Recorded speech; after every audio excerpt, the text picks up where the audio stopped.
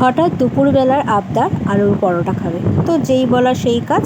তো এখানে আলুর পরোটাটা করছি আমি কিভাবে তোমাদের সাথে শেয়ার করলাম, তো তোমরা দেখতে থাকো ভিডিওটা।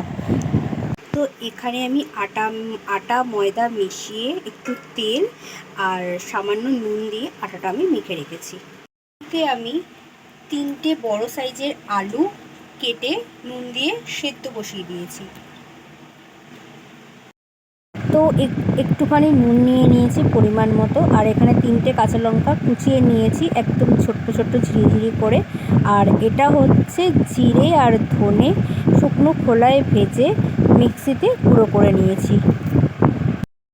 তো এখানে আলুগুলো সেদ্ধ হয়ে গেছে, আমি আলুর খোসাগুলো ছাড়িয়ে পরিষ্কার করে নিয়ে একটা ব্লেন্ডার নিয়েছি। তো এর মধ্যে আলুগুলো আমি গ্রেট করব। তো দেখতেই পাচ্ছি একাধিক ফোন ধরে আছি, তো একটু অসুবিধা হচ্ছে। তো এখানে আমি আলুগুলো গ্রেট করে নিয়েছি, একটুও কোনো ডেলা মানে আলু কুচি নেই, একবারে পুরো মিহি হয়ে গেছে। এখানে কাঁচা লঙ্কা কুচি দিয়ে দিলাম।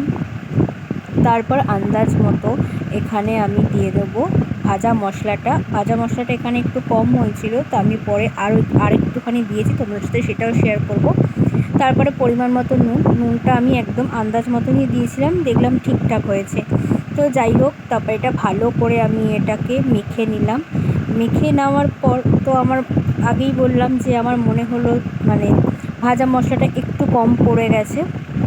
তো আমি আবারও এর মধ্যে ভাজা মশলা দেব। তো তোমরা দেখো, তো আমি আরেকটু ভাজা মশলা দিয়েছি, অনেকটাই দিয়েছি প্রায়। তো তোমরা আন্দাজ মতো করে একটু দেখে নিও। তারপর এর মধ্যে একটু গোলমরিচের গুঁড়ো আমি অ্যাড করলাম। করার পর এটা ভালো করে আমি মেখে নিয়েছি। মেখে নেওয়ার পর আরও কড়াই আমি বসিয়ে দিয়েছি। তো এর মধ্যে এই ছোটো বাটির একটুখানি আমি তেল দিলাম, একটুখানি অল্প সামান্য একটু আদা কুচি এর মধ্যে আমি দিয়ে দিলাম। দেখতেই পাচ্ছ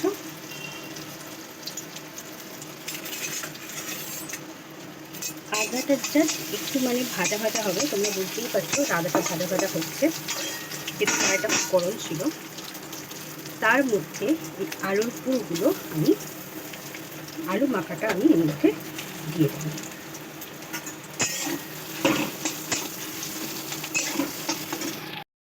মাখাটা দেওয়ার পর এটাকে আমি ভালো করে শুকনো করে নিয়ে নেব, কারণ এক হাতে ফোন ধরে এক হাতে ভিডিও করাটা একটু ডিফিকাল্ট, তাও তোমাদের সাথে আমি শেয়ার করছি। তো চলো, এটাকে যতক্ষণ না এটা একটু মানে মাখা হচ্ছে ততক্ষণ তোমরা এটাকে নিয়ে যাবে। দেখতেই পাচ্ছ আমার অলরেডি প্রায় একটু শুকনো মানে জল যেই ভাবটা, সেই ভাবটা অলরেডি আমার কেটে গেছে। তো আমি এটাকে নামিয়ে ফেলবো। তো এখানে আমি আটার লেচিগুলো নিয়ে নিয়েছি। তো আটার লেচিগুলো দেখো বেশ নরম হয়েছে মাখাটা। এই যে আলুটা দেখো, আলুর পুর এখানে করা, আলুটা দেখো কতটা আমার শুকনো হয়েছে, দেখতেই পাচ্ছ। তো এই সামান্য একটুখানি আলুর পুর নিয়ে, এই যে আলুর পুর নিয়ে আমি এর মধ্যে দিয়ে দিলাম, এটার মধ্যে আমি দিয়ে দিলাম। দেওয়ার পর এটাকে আমি এবার ভালো করে মুড়িয়ে নেব।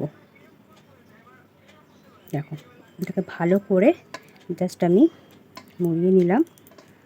তো আমার একটা রেডি হয়ে গেল।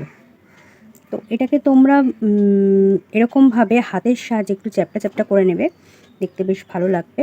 এই দেখো, দেখতে পাচ্ছ। এবার আলুটা গ্রেট করার কারণ হচ্ছে অনেক সময় কি হয়, আলু যদি আমরা হাতে করে মাখি তো তখন আলুটা শক্ত থাকে, তখন ডেলা থাকে, যখন বেলার সময় তখন জিনিসটা ফেটে বেরিয়ে যাওয়ার চান্স থাকে। তো এইভাবে গ্রেট করে নিলে মনে হয় না যে তোমার আলু বেরিয়ে যাবে। তো দেখো এই করে এরমভাবে করতে করতে আমি সব ময়দাগুলো লেচিগুলো আমি এইভাবে করে নেব। এই দেখো, দেখছো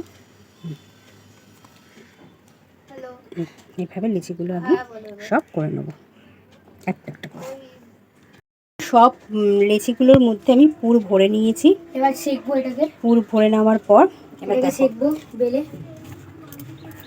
এটা হাত দিয়ে চেপে চেপে একটু করে নেবো। এর মধ্যে একটু তেল দেবো।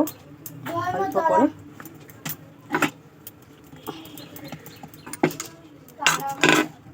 তো এখানে চাটু বসিয়ে দিয়েছি, চাটুটা আমার গরম হয়ে গেছে। আর এখানে দেখো একটা বেলে অলরেডি আমি দিয়ে দিয়েছি। এবার দেখো আমি এটাকে হাত দিয়ে উল্টে দিচ্ছি, দেখেছো কত সুন্দর। তো চলো আলু বড়াগুলো করছি, দেখতে থাকো। আমি এটাকে অলরেডি ভাজতে আরম্ভ করে দিয়েছি। এর মধ্যে একটু ধনেপাতা দিলেও খুব ভালো লাগে, যেহেতু এখন বাজারে মার্কেটে ধনেপাতা আছে, অবশ্য আমার ঘরে নেই। তো সেই জন্য দেখো খুব সুন্দর করে এটাকে আমি আস্তে আস্তে করে চিপে চিপে এটাকে লাল করে আমি ভেজে নেব। এক পিঠ হয়ে গেলে আর এক পিঠ দেবো। তো চলো, একটা হয়ে গেছে, প্লাস আবার একটা আমি বসিয়ে দিয়েছি। দেখতেই পাচ্ছ এক পিঠ হয়ে যেতে, আবার এক পিঠ হচ্ছে। তো এই যে আমি চামচে করে অল্প অল্প আমি এখানে তেল ছড়িয়ে দেবো। দেখতেই পাচ্ছ অলরেডি এক পিঠ হয়ে গেছে, আর এক পিঠ আমি ভেজে নিচ্ছি। দেখতেই পাচ্ছ কীরকম ফুলছে। আলুটা ওইভাবে গ্রেট করে দিলেই তোমার বেলতেও সুবিধে হবে। দেখে নাও। তো চলো সবগুলো ভেজে তোমাদের সাথে শেয়ার করছি। মোটামুটি সবগুলো আলুর পরোটা ভাজা হয়ে গেছে, আর দেখো কতটা নরম হয়েছে, একদম নরম হয়েছে আলুর পরোটাটা। যেহেতু আমি আটা ময়দা মিশিয়ে করেছি, সেই জন্য বোধহয় এতটা নরম হয়েছে ঠিক বুঝতে পারছি না, কিন্তু দেখো কতটা নরম হয়েছে। আর এখানে এখনও হচ্ছে কড়াইতে, ইয়েতে। তো চলো আবার অন্য কোনো দিন অন্য একটা ভিডিও নিয়ে রান্নার ভিডিও তোমাদের সাথে শেয়ার করবো। তো আজকের মতো এখানে এইটুকু। তো টাটা।